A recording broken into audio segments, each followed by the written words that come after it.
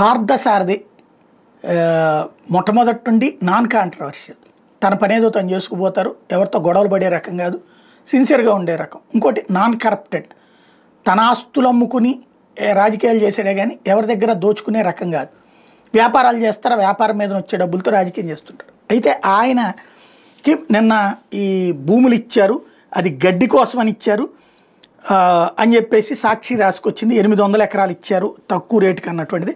అయితే మా కంపెనీకి భూములు ఇచ్చారు కానీ అది గ్రీన్ ఎనర్జీకే తప్పించి గడ్డి కోసం కాదంటూ ఆయన ఇచ్చిన వివరణ వాళ్ళ హైలైట్ చేసింది. తమ company Nitin Sai constructions private లిమిటెడ్కి నూజివీడ్ నియోజకవర్గంలో కంప్రెస్డ్ బయోగ్యాస్ ప్లాంట్ ఏర్పాటు చేయడానికి గ్రీన్ ఎనర్జీ పాలసీ కింద ప్రభుత్వం భూములు కేటాయించి అనుమతించిందని రాష్ట్ర గృహ నిర్మాణ సమాచార పౌర సంబంధాల శాఖ మంత్రి కొలుసు పార్థసారథి ఓ ప్రకటనలో తెలిపారు. కొలుసుకు భూగొలుసు శీర్షికన మంగళవారం సాక్షిలో వచ్చిన వార్త మీద ఆయన వివరణ ఇచ్చారు.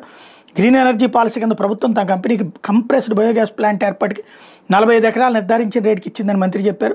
ప్రభుత్వ పాలసీలో భాగంగా రాష్ట్ర వ్యాప్తంగా పరిశ్రమలు స్థాపించడానికి అనేక కంపెనీలు ముందుకు వస్తున్నాయని, అర్హతలు ఉన్న వాళ్ళకి షరతులకు లోబడి ప్రభుత్వం అనుమతిస్తుందని చెప్పారు.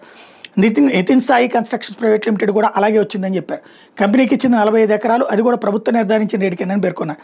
క్లీన్ ఎనర్జీ పాలసీ కింద కంపెనీ ఏర్పాటుకి నేపియర్ గడ్డి పెంచుకోవడానికి కూడా భూమి లీజుకి ఇచ్చే అవకాశం ఉన్న కంపెనీకి ఇవ్వలేదని చెప్పారు. అయితే ప్లాంట్కి సమీపంలోని అందుబాటులో ఉన్న 800 ఎకరాల రెవెన్యూ భూమిని నేపియర్ గడ్డి సాగు కోసం కేటాయించిన ప్రభుత్వం జీవోలో పేర్కొంది. ఎకరానికి సంవత్సరానికి 15,000 లీజు ప్రాతిపదికన గ్రీన్ ఎనర్జీ పాలసీ ప్రకారం 25 సంవత్సరాల కాలపరిమితికి ఇచ్చిన జీవోలో స్పష్టం చేసింది. Nitin Sai construction private limited వాటాదారులతో సంప్రదించిన తర్వాతనే ప్రభుత్వం ఈ కింది విధంగా ఉత్తర్వులు జారీ చేసిన జీవోలో పేర్కొందంటే రాసుకొచ్చారు.